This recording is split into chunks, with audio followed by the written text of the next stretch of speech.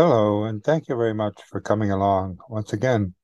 Those of you who've been following our programs on global climate change in Africa realize that we've been doing a number of things over the years to trace the enduring legacies of colonialism and the coming perfect storms for the continent of Africa. This program was initially recorded on the 24th of April last year, 2022. We looked at the enduring legacies of colonialism and the perfect storms that it was likely to expose the whole continent of Africa to in the coming years. But we didn't realize how fast this process was occurring. Both looking at the enduring legacies and the perfect storms are more crucial than ever now as we face what's unfolding in Africa. So this is a program update. On the 19th of March, 2023, less than a year later, from April 2022 to March 2023. Rarely are things as depressingly predictable as they have become now on a global scale. Let's take a look. Now we're looking at Antarctica's fate and Africa's future. There have been record ice movements, unprecedented storms, and unparalleled suffering, with, I'm afraid, more in store. More will be coming because of the patterns that are now global and well underway. Will not be reversed by last-minute efforts. Although we can adapt in some ways, it's too late to change the trends. So let's have a look at Antarctica, what's happening in Antarctica, and what's happening in Africa, and start to connect the dots, particularly by looking at the pattern of weather that is an expression of the longer-term trends in climate between these two continents. This is the staggering fact that's emerging now on a global scale, can't be ignored, and must be responded to by the human community, the whole human community. There aren't many people living in Antarctica. There are tens of millions, hundreds of millions, and soon to be over 1 billion people on the continent of Africa. So there's an extraordinary urgency to looking into these issues in detail. Let's begin with an update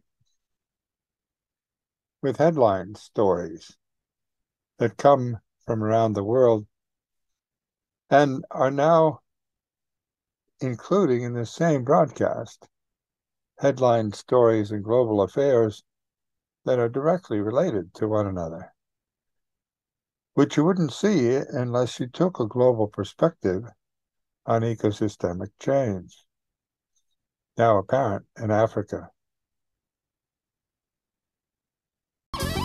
Welcome to Democracy Now!, democracynow.org, The War and Peace Report. I'm Amy Goodman. President Joe Biden has approved a massive ConocoPhillips oil and gas development in Alaska.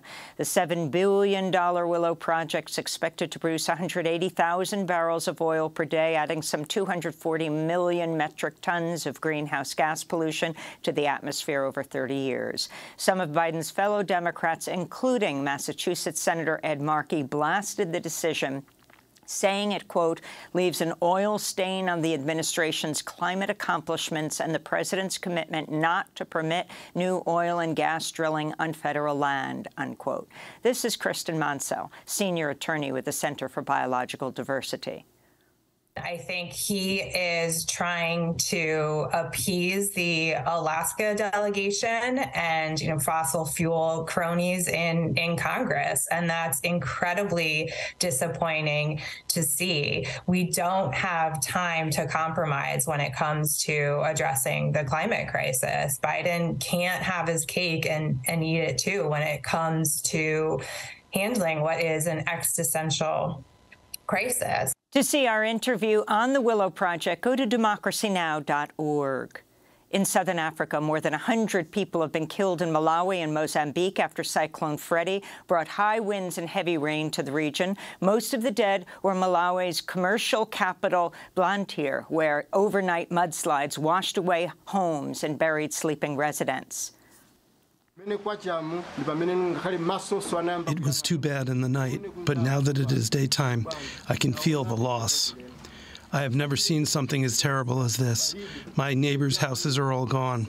The family members are gone. They are missing. In some instances, the father is alive, but the wife and the children are gone. Cyclone Freddy was one of the strongest storms ever recorded in the Southern Hemisphere and the longest-lasting tropical cyclone on record. It made landfall for a second time as scientists with the United Nations Intergovernmental Panel on Climate Change met in Switzerland to finalize its policy document for shaping climate action over the rest of the decade. UN Secretary General Antonio Guterres addressed IPCC delegates by video. This will be the first comprehensive IPCC report in 9 years and the first since the Paris Agreement on climate change. It could not come at a more pivotal time. Our world is at a crossroads, and our planet is in the crosshairs. We are nearing the point of no return, of overshooting the internationally agreed limit of 1.5 degrees Celsius of global warming. We are at the tip of a tipping point. Brazil's National Space Agency warns in a new report that deforestation in the Brazilian Amazon hit a new record high for the month of February last month. About 124 square miles of rainforest cover was destroyed, despite efforts by newly inaugurated President Luiz Inácio Lula da Silva to reverse rampant deforestation that was encouraged by his predecessor, Jair Bolsonaro. This is Romulo Batista with Greenpeace Brazil. We just left behind a government that supports deforestation and completely abandoned actions to control it. As long as the enforcement and control do not reach the entire region, illegal deforestation may exploit that to ramp up the deforestation. President Biden sought Monday to shore up confidence in the U.S. banking system after the rapid collapse of Silicon Valley Bank and Signature Bank sparked investor panic. They were the second and third largest bank failures in U.S. history. On Monday, Massachusetts Senator Elizabeth Warren demanded a federal probe into potential insider trading by executives at the failed banks and called on U.S. regulators to claw back six-figure bonuses paid to managing directors at SVB just hours before its collapse Friday. We'll have more on this story after headlines. North Korea has fired 2 short-range ballistic missiles into waters off its eastern coast. It was the second such test in 3 days and came as the U.S. and South Korea launched 11 days of war games in a major military exercise dubbed Freedom Shield. President Biden has formally unveiled plans to arm Australia with nuclear-powered submarines in a bid to counter China's influence in the Indo-Pacific. Biden announced the agreement alongside UK Prime Minister Rishi Sunak and Australian Prime Minister Anthony Albanese at a meeting in San Diego Monday. The deal will see Australia equipped with 3 conventionally armed Virginia-class nuclear-powered submarines by the 2030s, with an option to purchase 2 more subs as part of a new military alliance called AUKUS.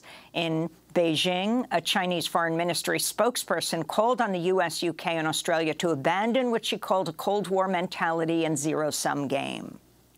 We believe that the cooperation among the 3 countries poses a serious nuclear proliferation risk, impacts the international nuclear non-proliferation system, stimulates the arms race, undermines peace and stability in the Asia-Pacific region, and is widely questioned and opposed by regional countries and the international community. Biden's meeting with leaders of the UK and Australia came as the Pentagon released its proposed $842 billion budget for fiscal year 2024, requesting $25 billion more than Congress approved last year. It will be the largest so-called peacetime budget in U.S. history. A new study finds the United States remains the world's top arms trader. The Stockholm International Peace Research Institute, SIPRI, reported Monday the U.S. accounted for 40% of the world's weapons exports between 2018 and 2022, selling arms to more than 100 countries. India remains the world's top arms importer, followed by Saudi Arabia, which accounted for nearly 10% of the international arms trade. About 80% of Saudi weapons purchases come from the United States.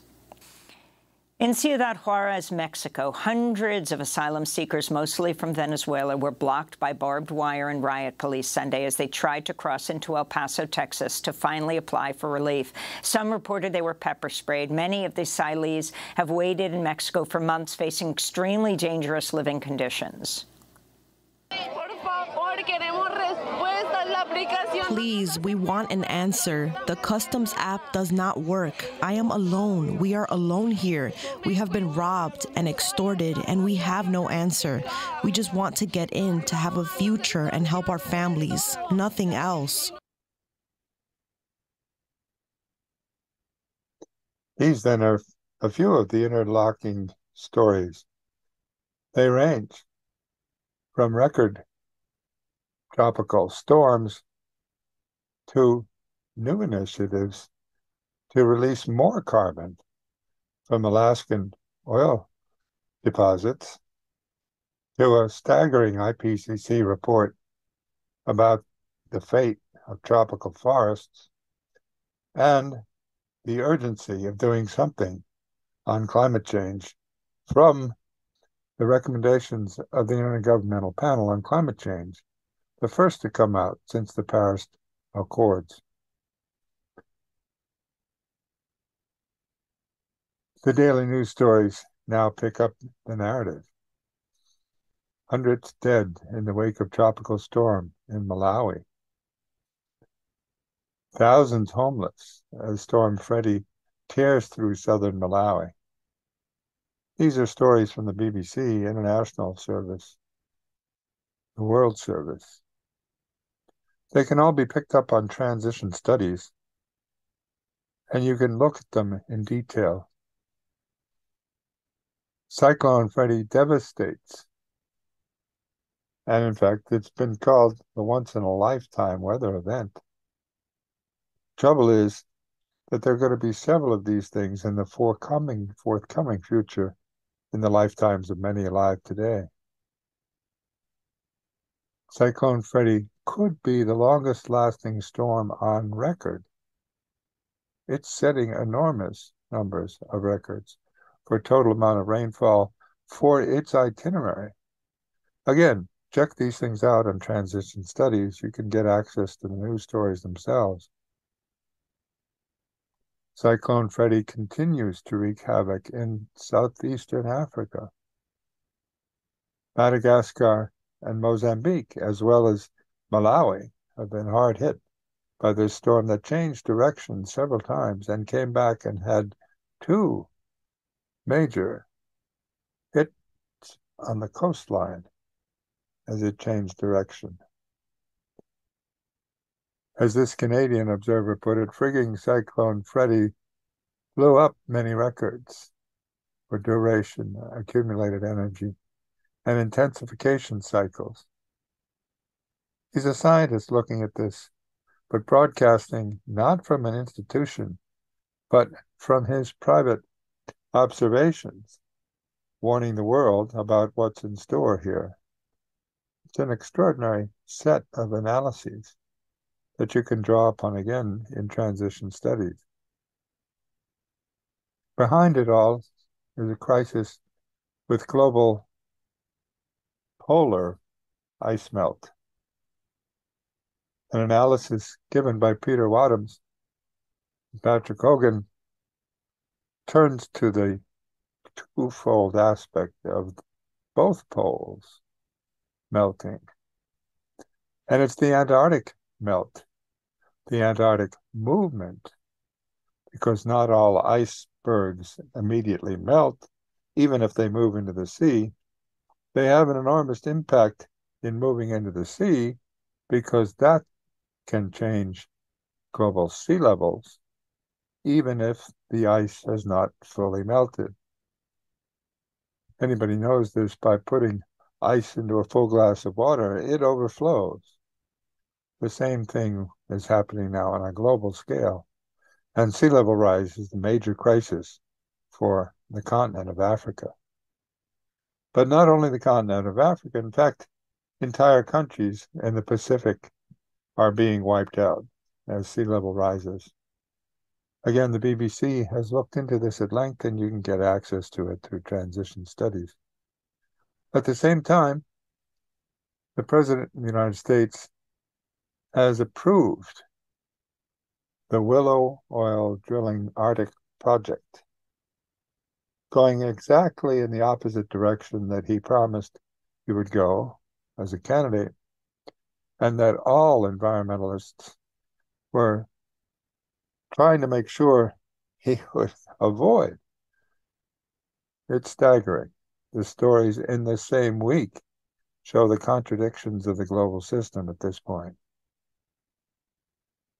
So let's look again at the original program from 24 April 2022 and provide an update. Hello, and thank you very much for coming along to Global Climate Change and Africa, the series. Today we're going to look at the enduring legacies of colonialism and the coming perfect storms for the continent of Africa. Enduring legacies and the coming perfect storm. The legacies ensure that the perfect storms, that is, the convergence of different climate phenomena at once and in new magnitudes, will occur in the future. That's why they're coming. These are not predictions, they're studies of trends.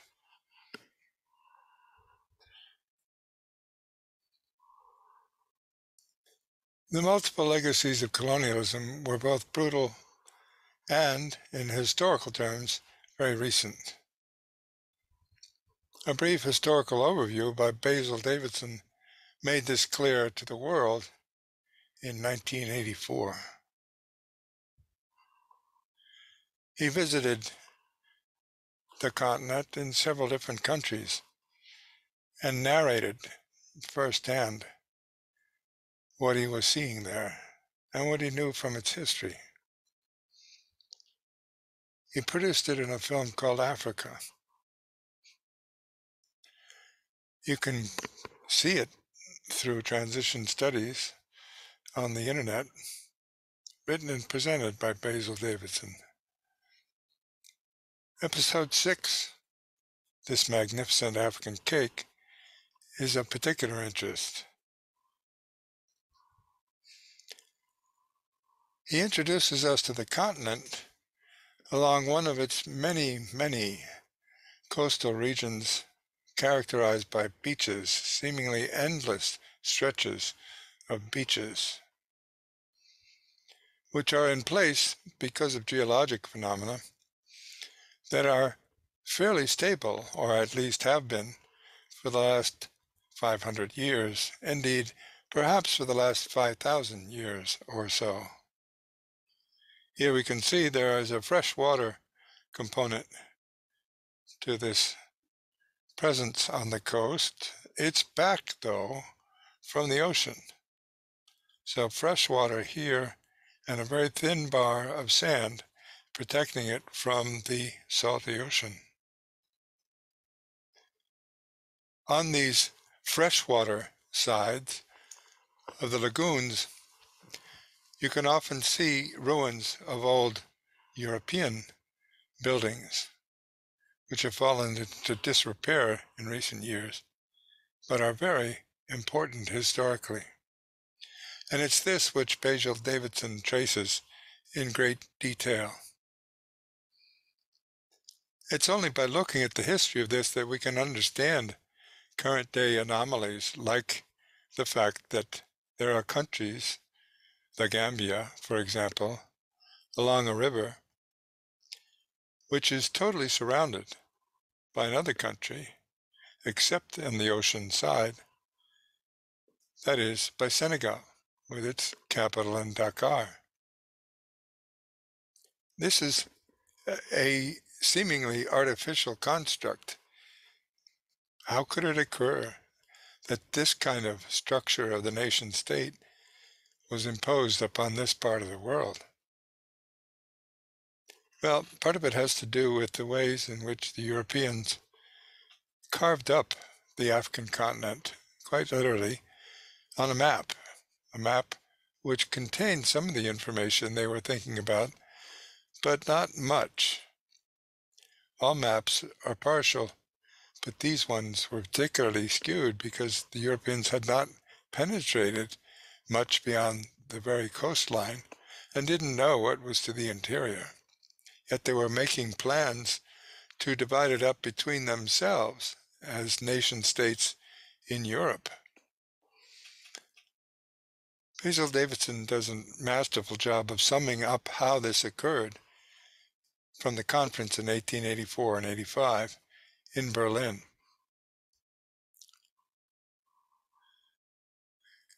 With the advantage of hindsight, then, let's have a look at some of the colonial legacies from the recent past, since, say, about 150 years ago.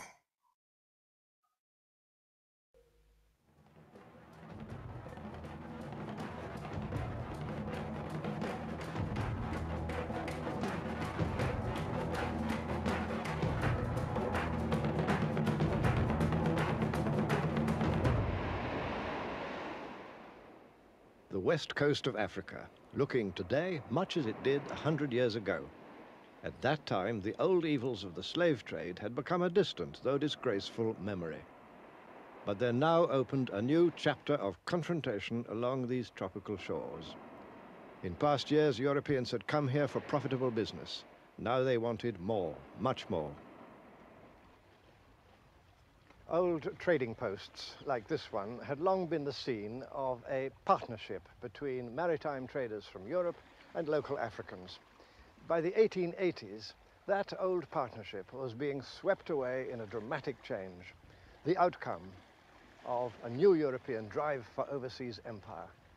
Industrialized countries led by France and Britain had begun to invade the Black Continent, each hoping for new sources of raw materials for its factories, new markets for its manufacturers, and new positions of advantage against its rivals. This was called the Scramble for Africa. By 1914, only two countries remained outside European possession, Liberia in the west and Ethiopia in the east. Britain had seized the lion's share of control. Egypt and the Sudan in the north, the immense wealth of South Africa, valuable colonies like Rhodesia and Kenya, and richly populated territories such as Nigeria and the Gold Coast. France had invaded Algeria in the 1830s. Now, after new wars of conquest, she added more colonies to her empire south of the Sahara, including the island of Madagascar. Little Portugal carved out two vast colonies, Angola and Mozambique, while Imperial Germany took the Cameroons and southwest Africa, and on the east coast, Tanganyika. The vast Congo basin fell to King Leopold of the Belgians. Italy and Spain completed the enclosure. The fate of the continent was utterly changed. Between the colonizing powers themselves, the carve-up was peaceful, but their rivalry was intense. In 1884, a Congress of the competing governments met in Berlin to settle their disputes.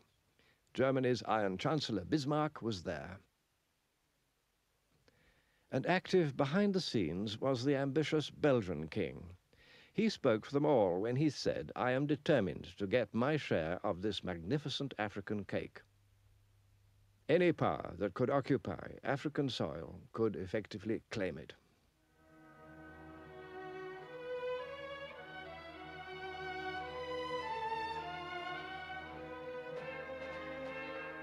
Now the task was to stake out frontiers in utterly uncharted land.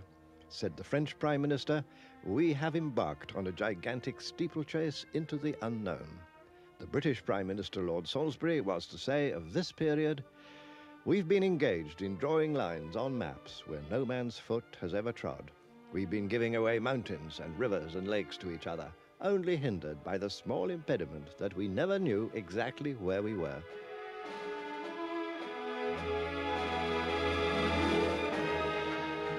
The great game was to get hold of places and positions of advantage over rivals, no matter what irrational frontiers might result.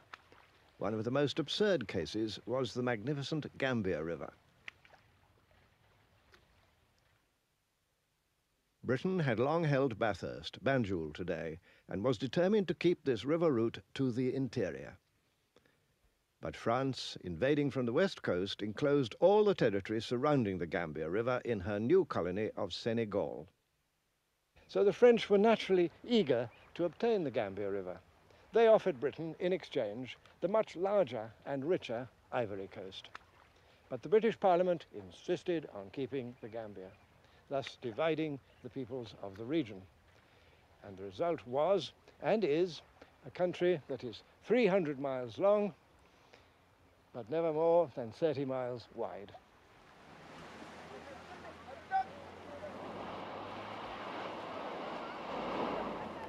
What the African inhabitants might think of this colonial carve-up was never asked. The European idea, in the words of one British governor, was to seize African territory and then, as much as possible, rule the country as if there were no inhabitants. In fact, European contempt for Africans now reached new depths, and no wonder. For how otherwise than by asserting that Africans were helpless children, lazy savages, could Christian Europe justify taking their countries away from them?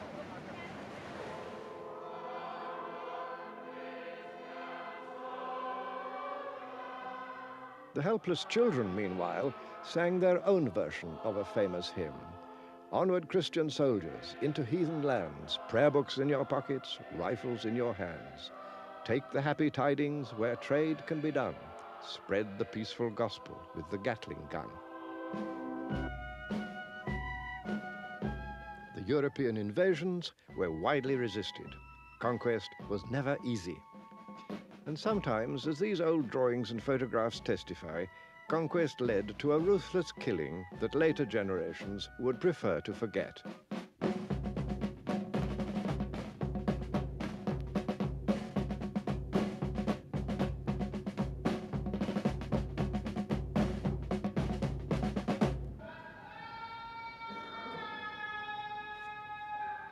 Resistance took many shapes. In French West Africa, a focal point was found in Muslim loyalties.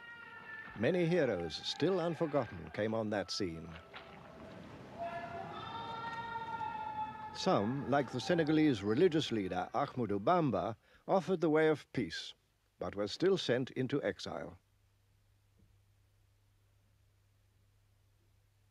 Others, like the fierce warrior leader Samori, fought off French attack after attack, and was crushed and exiled only after years of war. Death took many, strong or weak. With the skulls of earlier wars displayed in their capital, Kumasi, the powerful Ashanti nation ruled over most of modern Ghana. Led by their kings, who had the title of Asantehene, they'd long defended their country against Britain, but now they desperately wanted a peaceful settlement. In 1895, fearing a disastrous war with Britain, King Prempeh made a strong bid for peace from his palace here at Kumasi. He offered the British the right to establish in Ashanti a chartered company with all the concessions, the privilege that such a company could possibly desire.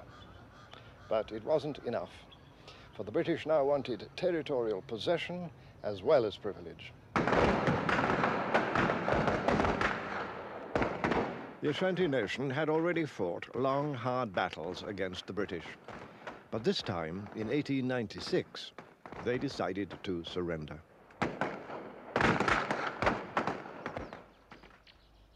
In a ceremony of deliberate humiliation, the king was made to kiss the British commander's boot and then sent into exile. But it wasn't the end of the story. The British now blundered. A new British governor, Sir Frederick Hodgson, decided that he had to get possession of the sacred golden stool, symbol of the Ashanti nation's soul. Arriving at the British fort here in Kumasi, he ordered the assembled chiefs to hand the stool over. Worse still, he demanded the right to sit on it, something that no person had ever been allowed to do, not even the king himself.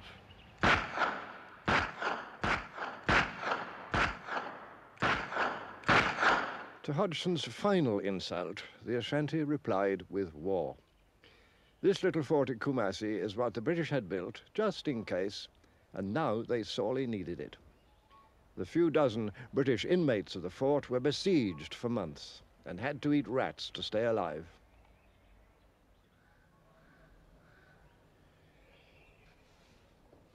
Hodgson's act of folly had exacted a bitter price. Efforts to send in relief from the coast were repeatedly frustrated by Ashanti resistance, until finally the governor and his wife got away to the coast and the absurd but tragic affair could be closed. This ended war between Britain and Ashanti, and a year later, in 1901, the British quietly annexed the country, which became part of the colony of the Gold Coast. All over Africa, the new military technology of automatic guns gave easy victories to the invaders.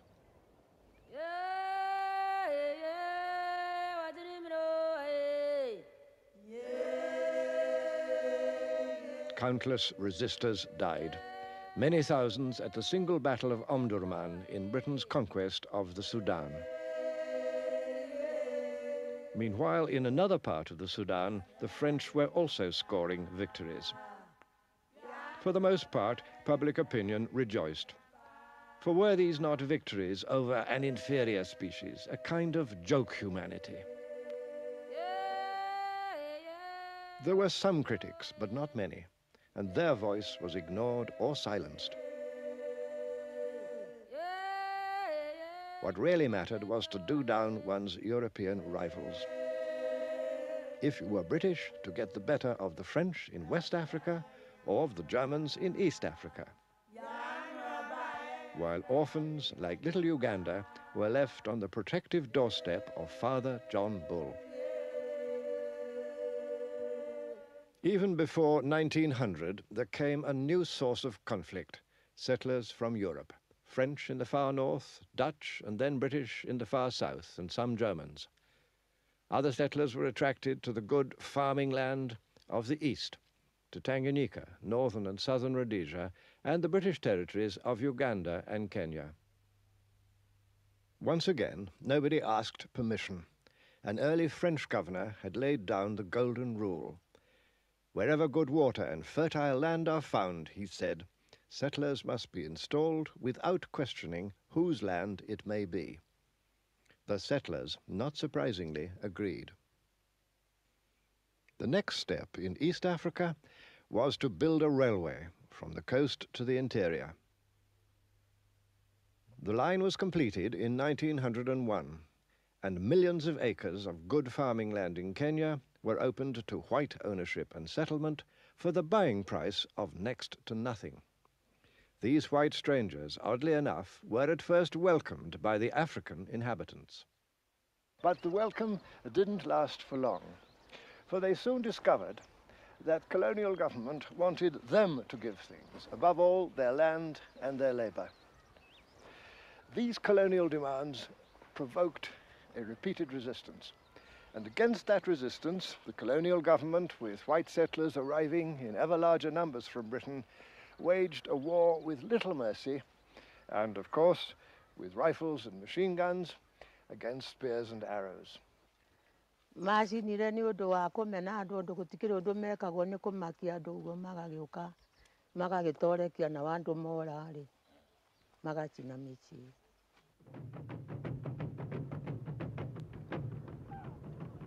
This beating down of a sometimes violent and desperate African protest was called pacification, or less politely, hammering.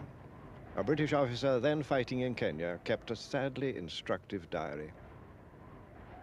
marched into Fort Hall, and the expedition comes to an end. To my mind, the people of the Embu have not been sufficiently hammered, and I should like to go back at once and have another go at them. During the first phase of our expedition against the Irieni, we killed 797 niggers, and during the second phase against the Embu, we killed about 250. There was, in fact, much more of the same thing. In a sixth campaign against the Kenya Nandi, for example, British troops reported killing 1,117 people, besides seizing all their livestock. In 1906, a junior British minister in London cabled this protest: "Surely it cannot be necessary to go on killing these defenseless people on such an enormous scale." The minister's name was Winston Churchill, but on that occasion his intervention had no effect. Well, this is where Basil Davidson left the narrative in 1984. A very powerful statement, in especially episode 6, this magnificent African cake. It illustrates very well what some of the legacies of colonialism might well have been, because it underscores the traumatic nature of colonial expansion and domination. In 1984, 82 years after Joseph Conrad, he basically reiterates the simple point that Joseph Conrad made in The Heart of Darkness, the conquest of the earth, which mostly means the taking it away from those who have a different complexion or slightly flatter noses than ourselves, is not a pretty thing when you look into it too much. Even Winston Churchill concluded this in 1906, but his words had no effect on mediating the suffering of those in the colonial circumstance. Well, we can look at the enduring legacies of colonialism, and there are many, but we also want to relate it, especially in the current moment, to the coming perfect storms. That is, Africa is going to be experiencing a changed climate very dramatically, in part because of policies put in place during the colonial period. And we want to look at the connection between those two things. What does the colonial legacy in each of the African colonies have to do with the global climate changes that we are now all experiencing? Well, we're not experiencing them all equally, and that's one of the problems. But let's look more carefully at the policies. In fact, the policies and development schemes introduced by various European powers during the colonial and post-colonial periods have had an enormous impact on Africa and are likely to continue to victimize the continent for centuries to come as the global climate changes drastically. Further, the heightened tragedy is that the continent that has contributed the least to global pollution from the industrial combustion of carbon will be among the hardest hit by climate change. This is a point that is made again and again by Kumi Naidoo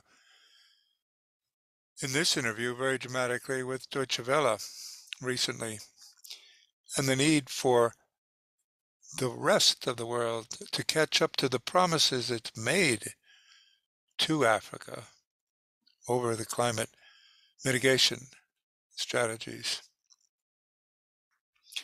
Moreover, we cannot claim that we were not warned about this.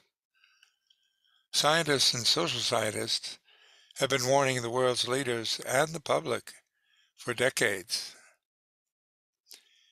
Decades since the public testimony made it apparent. These now sound like prophetic and enduring Senate testimony, but in fact, they were well known at the time among the scientific community. Consider, for example, the 1988 testimony of Dr. James Hansen, before the Senate in June. This historic testimony has recently been emphasized this past week in the United States in a national frontline documentary entitled "The Power of Big Oil: Denial." It's part one of a three-part series, and you can see the whole series one week after another. This last week was part one, next week will be part two, and the following week will be part three. Joined by other prominent climate scientists on a panel before the Senate, the scientific evidence of the greenhouse effect was documented publicly by James Hansen in 1988.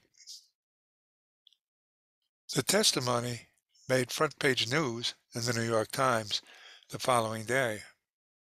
After all, we get from the New York Times all the news that's fit to print, and this was apparently fit to print as the lead story on Friday, June 24th, just before the weekend.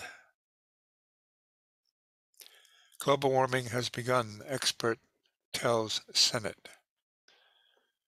Sharp cut in burning of fossil fuels is urged to battle shift in climate. 1988. Well, what happened? What happened was the denial, this key component here, as part one of this documentary underscores. Those involved in the fossil fuel industry began to deny the scientific evidence that up until then they had agreed to. How did this happen? Well, it happened because two billionaire brothers made it happen. Charles and David Koch. Through their firm called Koch Industries, started a massive campaign to counteract the scientific evidence. But it wasn't only Jim Hansen versus the Koch brothers. Others had foreseen the dilemmas and the difficulties we faced then and ever since as a human community, well before Jim Hansen's statement to the U.S. Senate. In 1981, for example, James Gustav Speth, known to his friends as Gus Speth, stated a crystal clear assessment of the struggles that modern civilization would have to face. He didn't do this here in the United States. He was a Rhodes Scholar in Oxford, and he did this in a documentary put together by the BBC entitled Warming Warning, compiled in 1981. More recently, he's helped publish a book entitled They Knew, the U.S. federal government's 50-year role in causing the climate crisis. Let's have a listen to what he said in 1981. It's possible that we could have very, very serious changes in global climate, in precipitation patterns, in wind patterns, and effects on agriculture, and effects on societies. It's hard for me to imagine a more serious environmental issue. We ought to face the fact that we can't use all that coal. When we make decisions about developing synthetic fuels, when we make projections about long-term energy needs, and which technologies to use, the CO2 issue is simply not seriously considered, and it's high time that it should be. Do we have a right to play around with global systems in that way? I mean, is the world ours to play with, to experiment with? I think not. I mean, I think we owe future generations, other life on the planet, a profound duty of restraint. And right now, we don't seem to be exercising it. I don't simply mean that it's the worst environmental problem that we've ever had. it is certainly one of the most serious environmental problems that we could ever have, I think. But it's also a dilemma in the sense of how to respond. The scope of the response, the number of people that have to be involved in a response if it's going to be effective, the pressures pushing against a response, in that sense, it poses us with both a dilemma in terms of the seriousness of the problem and the possibilities of solution. I think it's going to be terribly difficult. In fact, within 3 months of Dr. Hansen's 1988 testimony, evidence on the social impact of altered climates was presented in a further Senate hearing. Social scientists and historians joined the natural scientists, and ever since they've been warning the world's leaders and the public for decades. Some of this testimony was made public to the larger reading public. Beyond those who read transcripts from Senate testimony, there was a book published on the basis of that Senate testimony in 1992 that contained an annotated bibliography because the senators asked for more information after the testimony.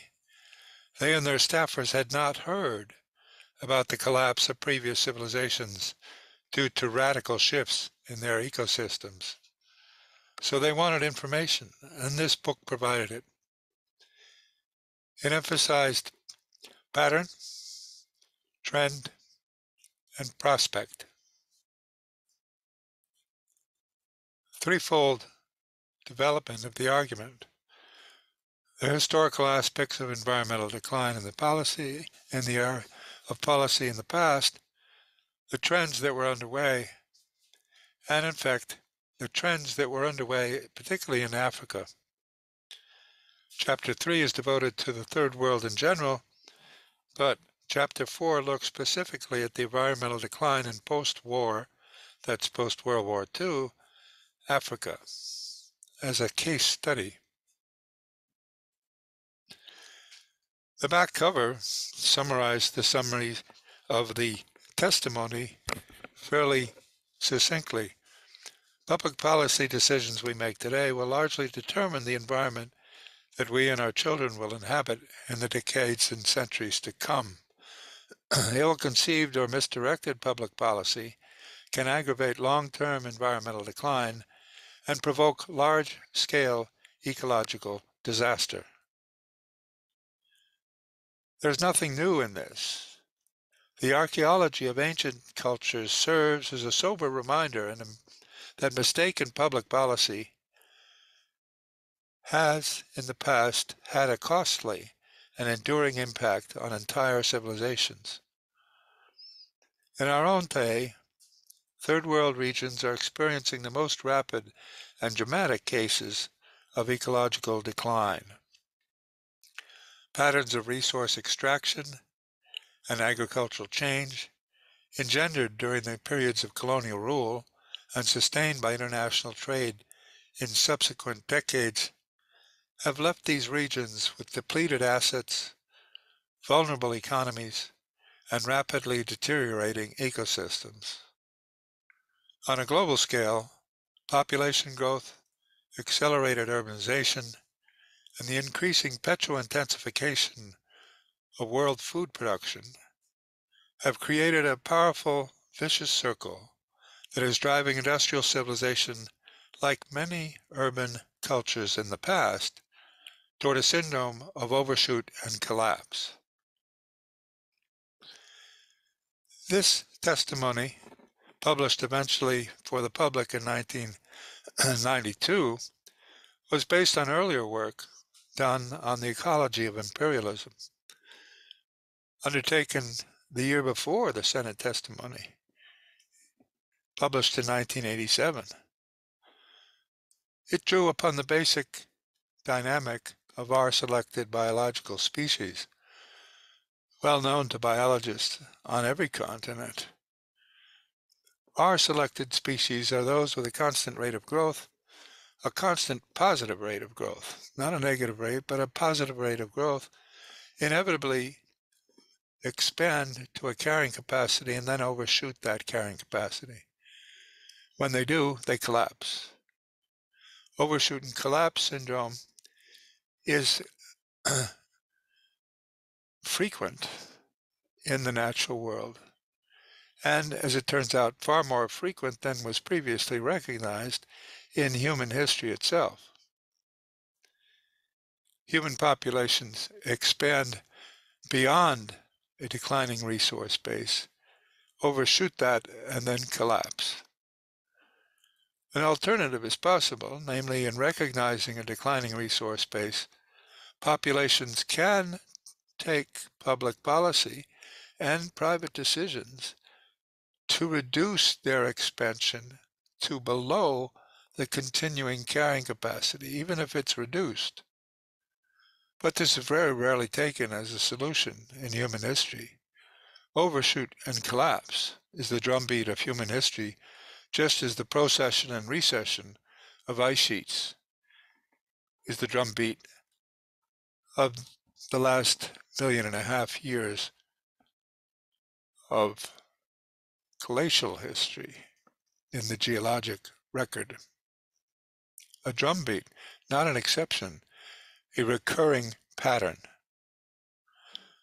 This is what the ecological lessons of the past and the anthropology of environmental decline can teach us.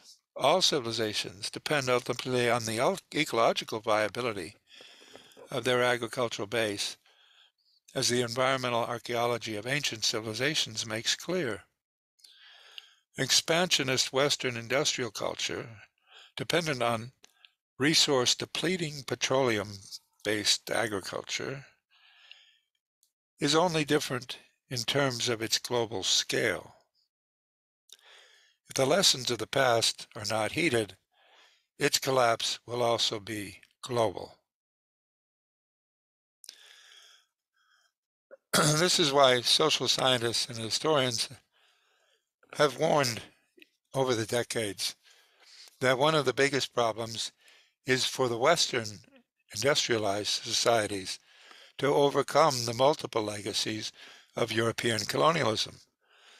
Legacies are not those alone in the Third World or in Africa. They're legacies of thought, behavior, and habits of proceeding in the Western world itself. The question is, can the West survive its own most cherished historical myths? This has been examined in a several-part series, and in the second part, we've looked at the enduring myths that dominate the Western world after 500 years of European colonialism. The myth of racial or cultural or religious exceptionalism. That's to say, everyone else is different, but we're exceptions to the patterns of global history. This is a prominent and, in fact, pervasive theory at the base of Western racism. Then there's the frontier myth, an ensuing illusion of the economies of perpetual growth. For a while, frontiers made sense as European maritime empires expanded on new territory around the world. It seemed like that territory would be available for expansion forever. But in fact, it was a myth, like the myth of racial exceptionalism. Finally, the myth of techno-scientific salvationism grew out of that effort and, in fact, experience of expansion on the world, because Europeans in particular thought it was their scientific genius that enabled them to dominate other peoples and other forms of energy. They were, in effect, moving from wood to coal, from coal to petroleum, from petroleum to natural gas. And they thought that there would always be another step, perhaps to nuclear, perhaps to fusion. The illusion was that there would infinitely be available a techno-scientific solution to the problems of constraint experienced from the limits of frontiers. Well, that's not so, and it's social scientists and historians who have been warning the world's leaders and the public about this for decades. It's most dramatically apparent in the sociology of the American phenomena of sprawl. A recent study looked at the end of suburbia, oil depletion, and the collapse of the American dream in these terms. Let's have a look.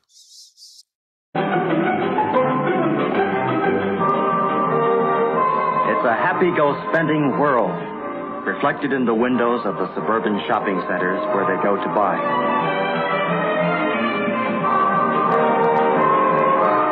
The shopping centers see these young adults as people whose homes are always in need of expansion. People who buy in large quantities and truck it away in their cars. It's a big market. These young adults, shopping with the same determination that led them to the suburbs in the first place, are the goingest part of a nation on wheels, living by the automobile. The first young adults in the age of the push button.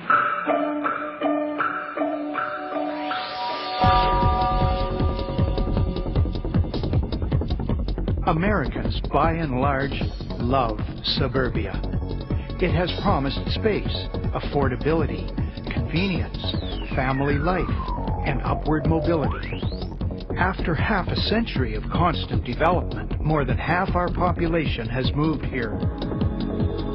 And as the population of suburban sprawl has exploded, so too the suburban way of life has become embedded in the American consciousness. Suburbia and all it promises has become the American dream. But as we enter the 21st century, serious questions are emerging about the sustainability of this way of life. Does the suburban dream have a future?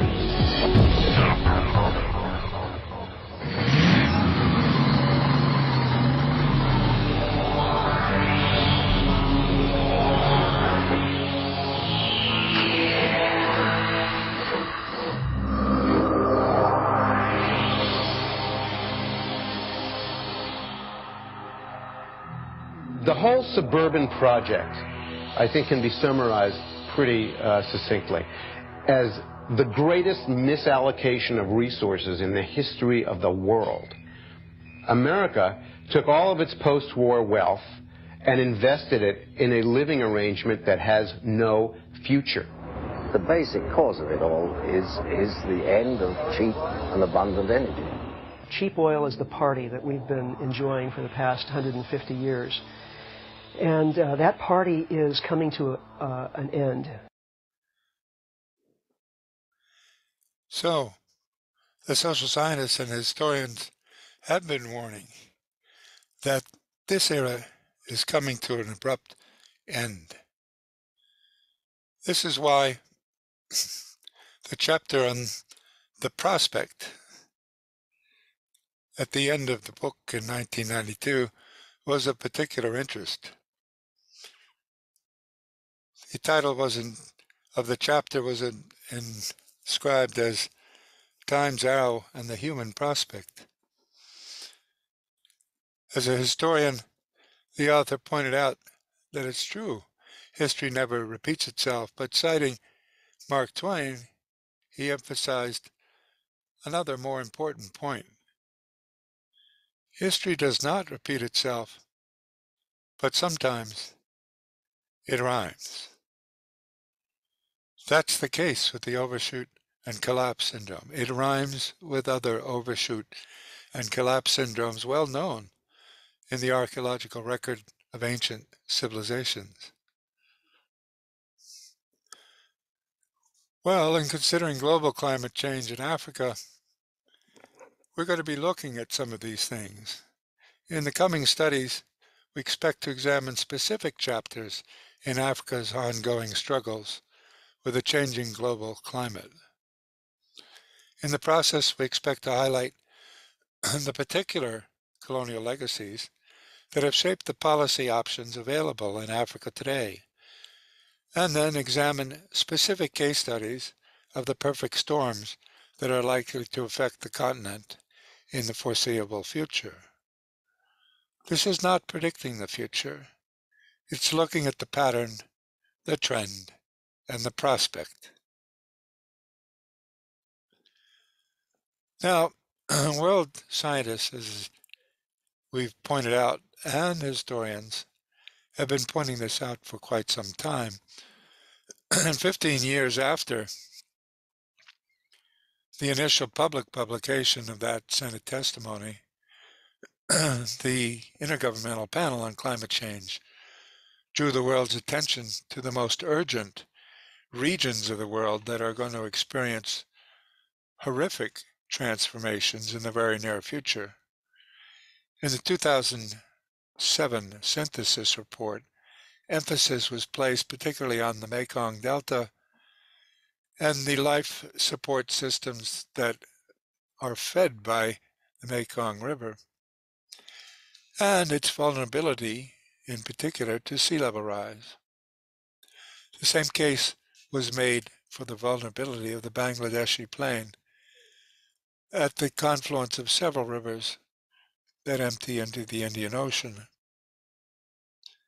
And in Africa, the emphasis was placed on the vulnerability of the alluvial plain around Alexandria.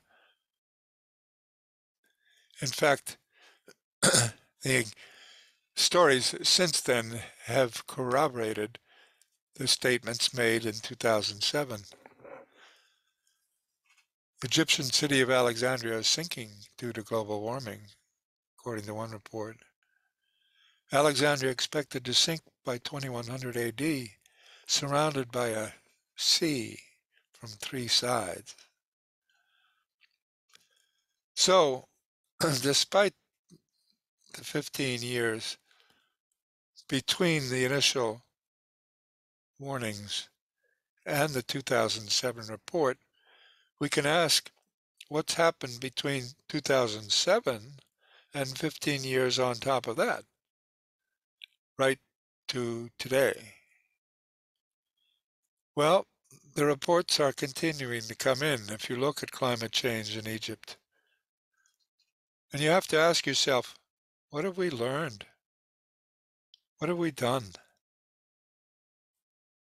Well, the fact is that 30 years after the initial reports presented to the Senate and 15 years since the IPCC gave its dire warnings about sea level rise and estuaries, very much more has been learned, but very little more has been done.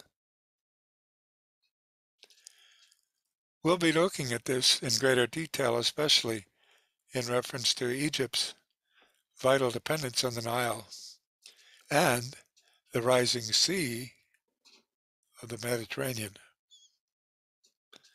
What about the other end of the continent? Cecil Rhodes, a famous colonialist, became famous in part because of his Cape to Cairo dreams, fashioning a whole continent with new technology in a way that would accelerate the extraction of resources and build a certain kind of economic prosperity, especially for those who dominated major corporations. But what's been happening down in southern Africa at the other end of the Cape to Cairo dream? Well, very recently, in fact, all in 2022, this year, Storm Anna has dumped torrential rain over that whole part of the continent. Further, it's affected people in Malawi and Madagascar and Mozambique, a rare tropical cyclone. 45 are dead in reports from April 13th. And as this one put it, madness happens in Africa, exclamation point. Terrible floods in Mozambique and Malawi from tropical cyclone Anna. The obvious tragedy is one of infrastructure as bridges are torn away by torrential rain and raging floods. But the long-term tragedy here is visible in the color of that water. It's taking with it the topsoil, which is absolutely crucial for the future growth of plants and therefore the food supply of the region. It's not just in South Africa, but up in Burundi, rising floodwater uproots families as well. And of course, across in Madagascar, homes have been swept away. And 45,000 people are in need of humanitarian aid from UNICEF. In fact, back in Mozambique on the mainland, the havoc that has been wreaked is staggering. Severe flooding in Mozambique has created an inland ocean. While the inland ocean makes it not only difficult to get around, it makes it impossible to plant crops. When this is drained, most of the topsoil leaves with it to the ocean. But even that which remains behind is in muddy and soggy fields that can't be planted for months necessary during the planting season. As a result, Mozambique faces a food emergency, and cholera is mounting, as one would expect as people congregate in refugee villages and have a limited fresh water supply. Waterborne diseases become rampant. The series of headlines are now grouped together. 1.6 million face hunger in Mozambique following deadly cyclones. Plus, second report, record-shattering heat wave scorches Europe. Plus, a study has indicated that the current pace of climate change is unparalleled in 2,000 years. These were all from 2019, 3 years ago, but the process has continued right through April of this year. 340 dead in South Africa. In fact, death toll in South Africa's deadliest floods on record tops 300. And this happened just last week, April 14th, 2022. Further in the future, we will explore new impacts on Africa's own future imposed from outside the continent because of how it's become embedded in the world economy. Nigeria has become important in European consciousness again because it's facing gas shortages, having imposed gas rationing in reference to its source in Russia. This has given rise to hopes for more gas exports to Europe from Nigeria. This time, a mega gas project envisions going right up over the Sahara. It's a staggering new development, but one in which Nigeria is being asked to extend the life of fatal fossil fuel economies, at the same time that it's suffering from the impact of the use of those fossil fuels. This is why time's arrow in the human prospect is important to keep in mind. Overshoot and collapse is a syndrome which is indicated.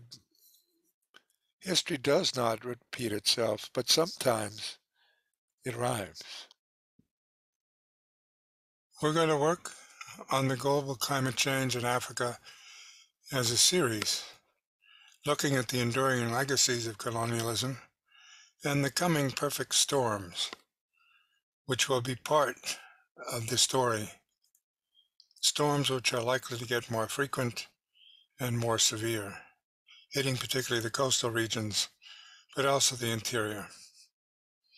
Extreme weather will be the expression of climate change in Africa. Keep in touch. Stay in touch. By scanning these QR codes, you can reach our essays and the latest news about climate change and Africa.